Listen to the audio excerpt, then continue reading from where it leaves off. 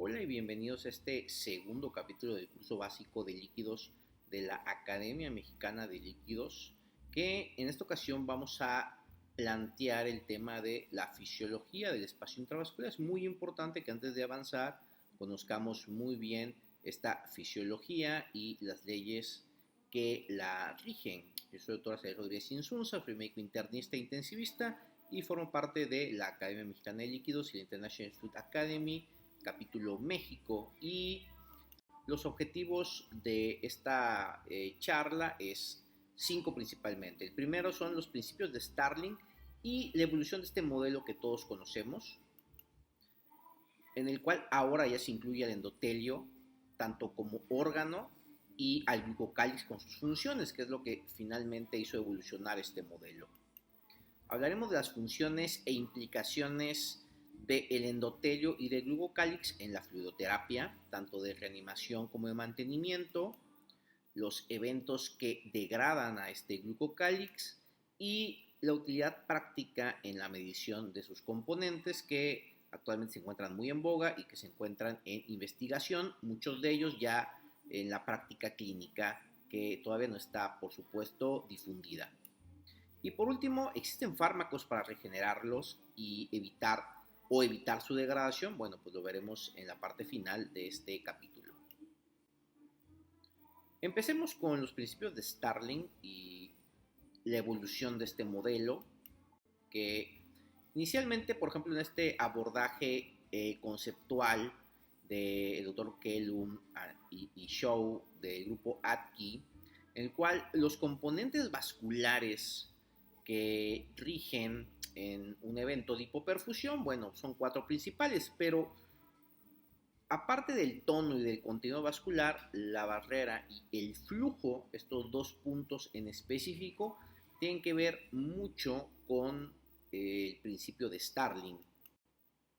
Cuando uno reanima un paciente, pues tiene tanto que restaurar el contenido vascular como el tono del mismo, uno por medio de fluidoterapia, otro por medio de vasopresores, eso lo entendemos muy bien, y eso depende del contexto. Bueno, pero ¿qué pasa cuando el modelo de Starling no nos explica lo que sucede en los pacientes que se encuentran proinflamados? Bueno, número uno, tenemos del lado izquierdo el principio clásico de Starling, que nos habla de esa coeficiente de filtración que tiene que ver con la diferencia que hay entre la presión hidrostática capilar con la presión hidrostática del intersticio y la diferencia que hay entre la presión osmótica capilar y la presión osmótica intersticial.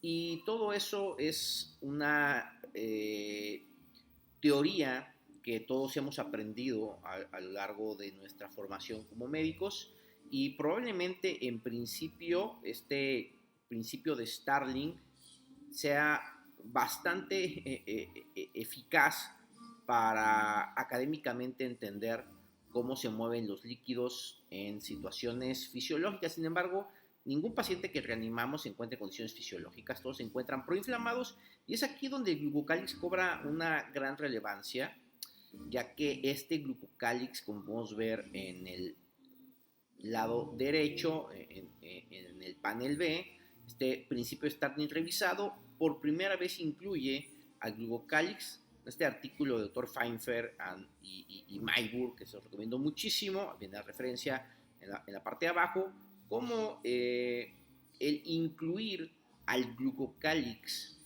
su presión hidrostática en esta capa del espacio subglucocálico, y que además, una vez que estos poros permiten ingresar o sacar el líquido y las proteínas y este coeficiente de filtración, que es mucho más complejo de lo que habíamos pensado, pues es cuando nos damos cuenta que este principio de Starling clásico pues nos ha quedado bastante corto para lo que necesitamos explicar a partir de ahora. Este es el modelo clásico de Starling que explicamos brevemente en la diapositiva anterior. Y ahora, cuando a la presión hidrostática y osmótica se reemplaza con la presión oncótica hidrostática del espacio en el subglucocálix, pues este modelo es mucho más eficiente en explicarnos lo que sucede en pacientes proinflamados. Y es que el endotelio es un órgano y el cual cumple un rol importantísimo. El endotelio es no solamente un órgano metabólicamente activo, dinámico, sino que también tiene funciones parácrinas y endócrinas. El endotelio tiene una importancia en la regulación del tono vascular por medio de estas funciones endocrinas y parácrinas, de endotelina 1, el óxido nítrico o factor relajante derivado del endotelio, la regulación de la homeostasis de la coagulación con la trombomodulina, el heparansulfato, el tromboxano, A2, los inhibidores del plasminógeno activado, la respuesta inflamatoria regulada, ya que todos sabemos bien cómo evita la migración de leucocitos o promueve las moléculas de adhesión y las prostaglandinas y su efecto sobre el tono vascular y además sobre la permeabilidad del mismo, regula el estrés oxidativo, regula la angiogénesis y este punto importante que es sobre lo que basa la plática sobre cómo se regula el flujo plasmático intravascular y su filtración-resorción. Esta figura clásica de Mayburg en su artículo de New England, donde un glucocálix sano, como aparece en esta diapositiva, en esta lámina, se presenta en la figura del lado derecho un glucocálix que se encuentra lesionado y que las proteínas plasmáticas filtran libremente y con ello el agua intravascular o el plasma. Esta compleja red de proteínas y glucosaminoglucanos que recubren el endotelio y que impide que la sangre y sus elementos formes entren en contacto es algo indispensable para evitar que se inicie la coagulación, estado proinflamatorio, que miren los leucocitos, etcétera, etcétera. Es indispensable la función del glucocálix como un elemento que recubra al endotelio e impida el contacto que inicie distintas vías metabólicas o celulares de, por ejemplo, coagulación. Muy bien, centremos en esta lámina de microscopía electrónica donde podemos ver el glucocálix con esas estructuras en forma de vellos y este andamiaje que presenta con el endotelio. Empecemos con las glucoproteínas. Las glucoproteínas son proteínas de cadenas laterales de azúcares anclados al citoplasma endotelial. Tienen dos grupos principales, las moléculas de adhesión endotelial, como las más conocidas, que es las lectinas, las integrinas, pero también el ICAM y el BCAM. Y también a los complejos de glucoproteínas como el 1B, que se une al factor de von Willebrand en la coagulación. Al lado de ellos se encuentran los proteoglucanos, que son cadenas proteicas con un dominio citoplasmático que va anclado al glucocálix y al otro lado externo están los glucosaminoglucanos que se unen a ellos. Son muy importantes ya que son las que se están midiendo actualmente, que es el Sindecan, el Glipican y el Perlecan, para hablar de degradación. Los podemos localizar en la sangre, significa que se están degradando. ¿Cuáles son sus funciones? Bueno, procesos de fosforilación, ATP, fenómenos de señalización celular, proliferación y reparación celular, interacción endotelio-leucocito y regulan la actividad de las citoquinas y los factores de crecimiento. Como habíamos visto, anclados a este andamiaje se encuentran los glucosaminoglucanos. Vamos a hacer un zoom sobre ellos y estos son polisacáridos que conforman estructuras muy complejas. Está el condroitín, el dermatán, el queratán, sulfato, heparansulfato, ácido hialurónico. Bueno, ya con estos nombres podemos irnos dando cuenta de qué se trata cada uno de ellos. Vamos a explicar también su función en las siguientes diapositivas. En esta representación gráfica de lo que sería el espacio intravascular, donde va el plasma, las proteínas y los elementos formes, vemos cómo la presión oncótica empuja a las proteínas hacia las hendiduras endoteliales que tratan de sacarlas hacia el espacio extravascular, o sea, hacia el intersticio y con ello al agua. ¿Cómo se evita esto? Bueno, gracias a este andamiaje que por medio de cargas y esta estructura compleja evita la fuga del mismo y por lo tanto de líquido intravascular.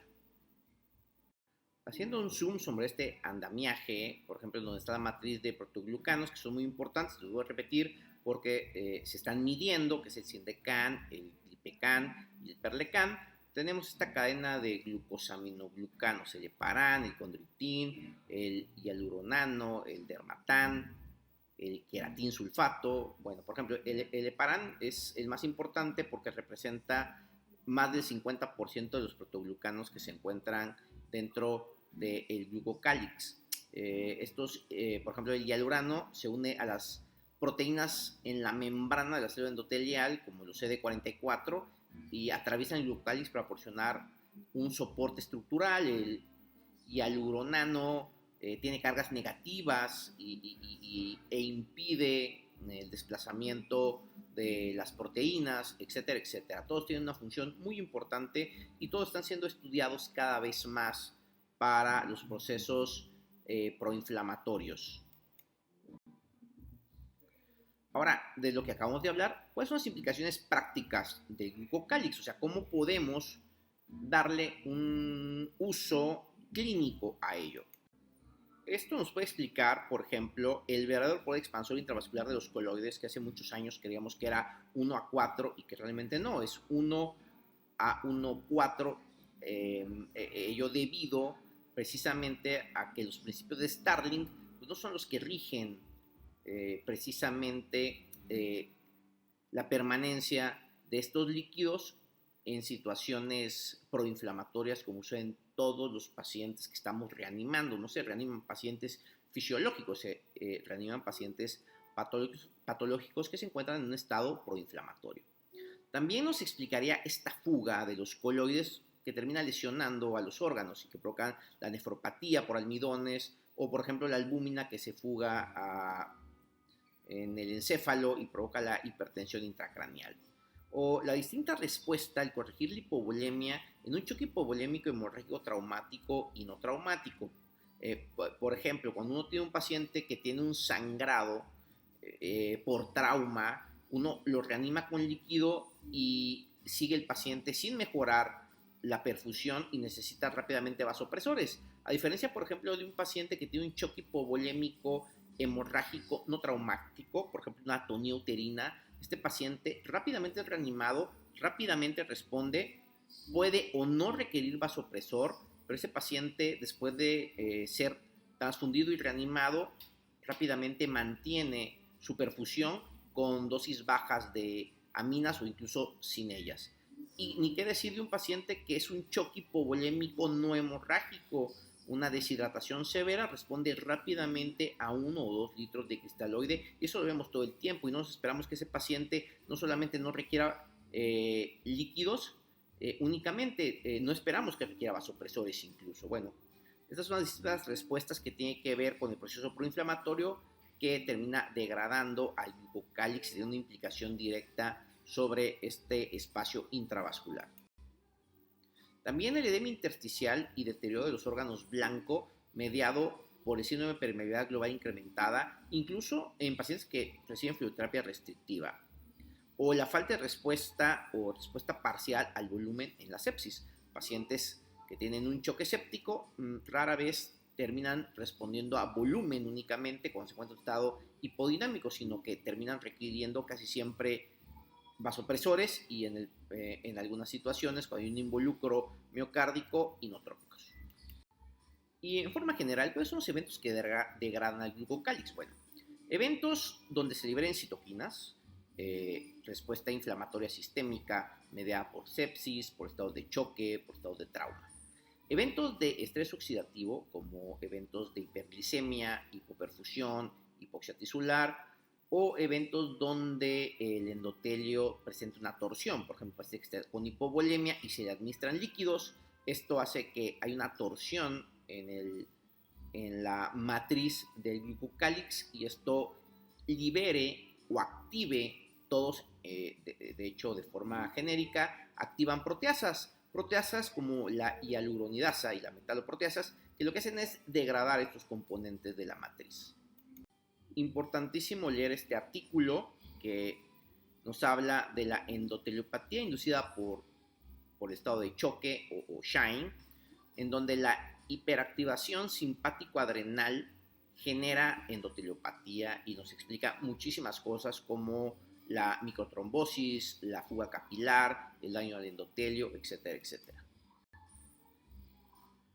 Bueno, pues hablamos mucho de teoría. Ahora, ¿se puede medir esto en la práctica clínica? Pues la verdad es de que sí.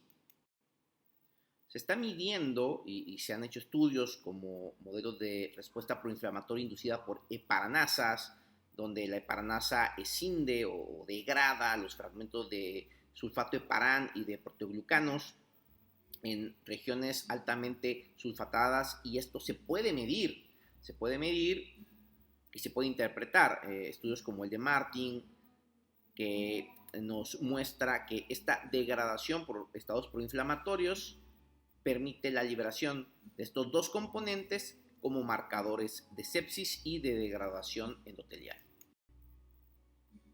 Cuando nosotros hacemos la medición, como lo hizo Martin, en voluntarios sanos, en voluntarios que fueron inducidos a sepsis por gram negativos o gram positivos, vemos la gran diferencia de la liberación de heparanasas y de paransulfato entre el primer grupo, el segundo y el tercero respectivamente. Evidentemente, pacientes que fueron inducidos a sepsis con gram negativos tuvieron una liberación mucho mayor de estos dos componentes y se pudieron medir.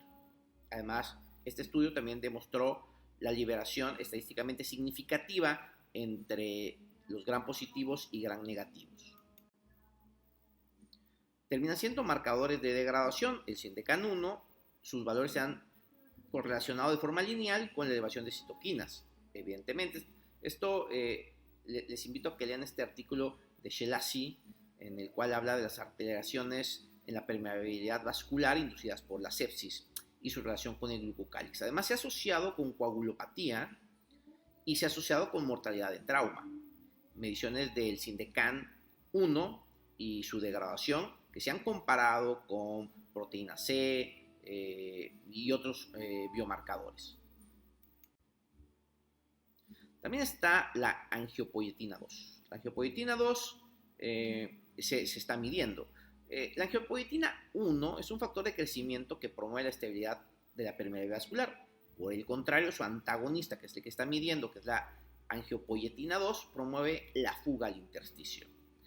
Y su liberación y medición en estado de sepsis se ha asociado con alteraciones en la barrera vascular, y hay varios estudios no tan nuevos que han estudiado esto. Y ya por último, ¿hay implicaciones terapéuticas para evitar su degradación? Bueno, desgraciadamente, de forma contundente no, nada que podamos recomendar actualmente, pero los estudios van dirigidos a ello.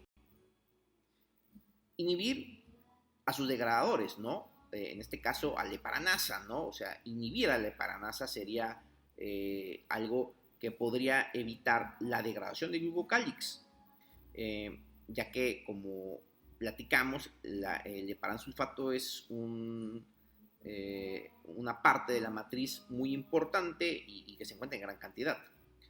Pues se ha tratado de hacer con heparina, les dejo ahí el artículo de referencia, o con heparin de sulfato N-acetilato. Y bueno, los estudios al día de hoy se siguen corriendo con estos fármacos para tratar de evitar la degradación del glucocálix. Reducir mediadores inflamatorios, como por ejemplo ya se ha hecho estudios con anti-TNF, como el etanercept, o por supuesto con el medicamento por excelencia para inhibir la respuesta inflamatoria, como es la hidrocortisona. O por otro lado, regenerar el glucocálix. Esto es probablemente lo más difícil. Se ha intentado con precisamente estos mismos mediadores, el hialuronano, el condroitin, y también se ha hecho con la titrombina 3. Y los resultados pues tampoco han sido espectaculares para que al día de hoy se pueda hacer una recomendación directa, pero bueno, suena muy interesante la investigación que se está realizando y las implicaciones clínicas que podría tener en un futuro cercano. Hay regeneradores, entre comillas, de glucocálix, las estatinas, el sulodexide, y bueno, pues esperemos que conforme avancen las investigaciones podamos tener resultados a favor y que se puedan aplicar, por supuesto. No hay que ser muy teórico muchas de estas implicaciones de la fluidoterapia sobre el glucocálix, pero bueno, vamos a hablar de algunas que son por demás interesantes. El estado de choque genera degradación del glucocálix en modelos experimentales y por eso el choque, como por ejemplo el SHINE, que es un artículo que les presentaba unas diapositivas atrás, como esta lesión en modelos experimentales se ha demostrado que se reduce el grosor del mismo, del glucocálix, conforme se presentan eventos de sangrado. O por otro lado, como la hipervolemia genera degradación de la matriz del glucocálix. Esto ya lo habíamos dicho, como cuando pasamos volumen, esta hipervolemia genera tensión y cizallamiento sobre el endotelio. Y esta torsión del endotelio libera BNP, ANP, y el GMP cíclico activa vías protolíticas que terminan degradando esta matriz. Por lo tanto, desangrarse y ser reanimado son dos factores que hacen que se degrade el glucocálix.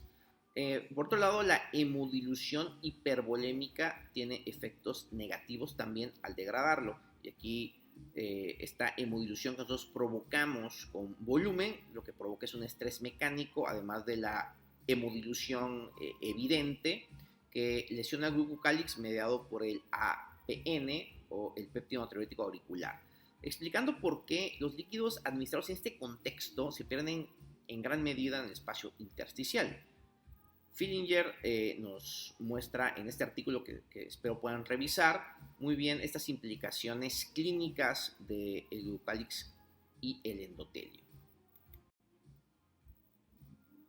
Cuando nosotros pasamos vuelos de cristaloides sobre el glucocálix, ahora ya entendemos que esta torsión del endotelio genera daño. Bueno, este artículo que les estaba yo comentando nos habla precisamente de ese cizallamiento que provoca el líquido y que se estudió en individuos sanos, voluntarios, a los cuales se les infundió rápidamente 2 litros de solución cristaloide. ¿Qué se midió? ANP, péptido natriurético auricular, y se encontró que claramente en esos pacientes se incrementaba importantemente posterior a esta fluidoterapia de reanimación. Por otro lado, durante la reanimación, tratar de proteger el glucocálix también se ha intentado, se ha buscado como tal. No se ha encontrado cómo, pero cuando se hizo una comparación en modelos murinos de la reanimación con cristaloides que provocaba liberación de algunos marcadores, estos cambios no eran tan importantes e incluso se revertían con plasma. Y bueno, como podemos ver, todo este campo teórico que da mucho pie a material que en un futuro nos explique más sobre la degradación, más sobre la medición de la degradación del mismo y sobre todo que nos involucre 3 cosas. 1, laboratorios que podamos medir a pie de cama y que después de medir podamos hacer 2 cosas. 1, evitar su degradación y 2, generar su regeneración para evitar que el proceso proinflamatorio nos produzca más fuga al intersticio, más síndrome de permeabilidad global incrementada y que la reanimación sea eficiente sin tener que depender tanto de vasopresores y volumen, ¿no? Esto es algo muy teórico, pero que suena muy fascinante que podamos tener en un futuro cercano. Y por último, en el siguiente capítulo hablaremos de las soluciones de reanimación, capítulo número 3, espero que nos puedan acompañar. Hablaremos de los coloides y cristaloides, la guerra que perdió coloides, por qué la perdió. Hablaremos de los coloides sintéticos, por qué EMA y FDA los sacaron de uso en recomendaciones que hicieron recientemente, por qué las balanceadas son ahora las soluciones que principalmente están en recomendación por las distintas sociedades y por último hablaremos del único coloide que quedó en la reanimación, que es la albúmina. Hay soluciones de reanimación con albúmina, como la albúmina al 4%, y si no contamos con ella, la podemos preparar. Bueno, se los vamos a enseñar en el siguiente capítulo, que yo espero que nos puedan acompañar. Muchísimas gracias.